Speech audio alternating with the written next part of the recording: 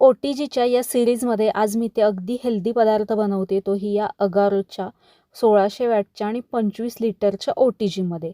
इथे मी सोया चंक शिजवून घेतलेत. जर तुमच्याकडे वेळ असेल तर भिजत ठेवू शकता किंवा पटकन बनवायचे असतील तर मऊ होईपर्यंत शिजवून घेऊ शकता. हे चांगले शिजले की आपल्याला अशा पद्धतीने त्यातलं पाणी पिळून काढायचं आहे. यामध्ये पाणी राहता कामा नये. या सगळ्या चंकमधलं पाणी काढल्यानंतर हे मी छोट्या मिक्सरच्या भांड्यामध्ये घालतेय. आता हा OTG वापरायचा कसा ते मी तुम्हाला सांगते. इथे साईडचे जे फंक्शन्स आहेत ते मी तुम्हाला सांगते. पहिल्यांदा आहे हे टेम्परेचर कंट्रोल. 100 ते 250 डिग्रीपर्यंत आपण हे वाढवू शकतो. खाली आहे फंक्शन कंट्रोल. 3 हीटिंग मोड आहेत प्लस रोटेसरी मोड आहे यामध्ये. हा आहे टायमर कंट्रोल आणि हा आपण 60 मिनिटापर्यंत याचा टाइम सेट करू शकतो. आपला टाइम संपल्यानंतर याचा आवाज देखील येतो. हा आहे ओव्हन रॅक. हा आपण ग्रिलिंग आणि टोस्टिंगसाठी वापरू शकतो. हा आहे बेकिंग ट्रे, जो आपण केकसाठी किंवा कुकीजसाठी किंवा रोस्टसाठी वापरू शकतो. हे गरम झाल्यानंतर हाताने न काढता त्यासाठी हा ट्रे हँडल दिलेला आहे, ज्याच्यामुळे आपण सुरक्षितपणे हा बेकिंग ट्रे किंवा ओव्हन रॅक बाहेर काढू शकतो. कबाब रोस्ट करण्यासाठी हा इथे रोटिसरी रॉड विथ फोर्क आहे आणि हा गरम असताना सुरक्षितपणे बाहेर काढण्यासाठी याला रोटिसरी हँडल देखील दिलेला आहे. हे सोया चंक आपल्याला मिक्सरला फिरून घ्यायचे आहेत. पाणी वगैरे काहीच घालायचं नाही. आता हे बारीक केल्यानंतर यामध्ये बीटचा किस घालते मी आणि पनीर देखील मी किसून घातलं आहे. आता इथे आपल्याला आलं, लसूण आणि कांदा एकदम बारीक असा चॉप करून घ्यायचा आहे. त्यासाठी इथे मी चॉपरचा वापर करते. अगदी काही सेकंदामध्ये मस्त एकदम फाईन असं बारीक होतं. आपल्याला एकदम बारीक लागणार आहे, त्यामुळे मी यामध्ये चॉप करून घेते. हे चॉप केलेला कांदा, आलं, लसूण हे सगळं यामध्ये घालायचं आहे.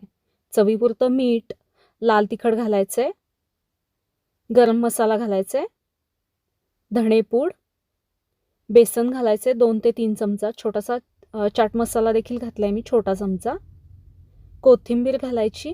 आता हे सगळं मिक्स करून घ्यायचं. यामध्ये पाण्याचा वापर अजिबात करायचा नाहीये. अगदी पौष्टिक रेसिपी आहे. मुलांसाठी किंवा वेट लॉससाठी देखील तुम्ही हे बनवू शकता. पाणी घालण्याची अजिबात गरज नाही आहे. याला जो ओलसरपणा आहे त्यामध्येच हे चांगलं मिक्स होतं. जर तुम्हाला अजून हे ओलसर वाटत असेल तर थोडंसं तांदळाचं पीठ किंवा बेसन अजून एखादा चमचा घालू शकता, पण पाणी वापरू नका किंवा जास्ती कोरडं करू नका हे मिश्रण. हे कटलेट बनवायच्या आधी मी इथे OTG प्रीहीट करून घेते. 180 डिग्रीला दोन्ही रॉड ऑन ठेवायचे आणि 10 मिनिटे टायमिंग लावायचं. 10 मिनिटासाठी मी हे प्रीहीट करायला ठेवले. आता याचे कटलेट बनवून घ्यायचे. अगदी सहज याचे कटलेट बांधता येतात किंवा बनवता येतात अशा पद्धतीने. आणि व्यवस्थित जर बाइंड होत नसेल तर एखादा चमचा बेसन घालू शकता, म्हणजे ते चांगलं बाइंड होईल. आणि तुम्ही तुमच्या आवडीनुसार यामध्ये भाज्या पण कमी जास्ती करू शकता. इथे मी बेकिंग ट्रे घेतला आहे. यामध्ये हा बटर पेपर लावायचा आणि बनवलेले कटलेट्स आहेत ते यावरती ठेवायचे. त्याआधी मी यावरती ऑइल स्प्रे करून घेतलं आहे. यावरती कटलेट ठेवले, परत याच्यावरती ऑइल स्प्रे करून घ्यायचं आहे आणि हे आपल्याला 10 ते 15 मिनिटे बेक व्हायला ठेवायचे आहेत.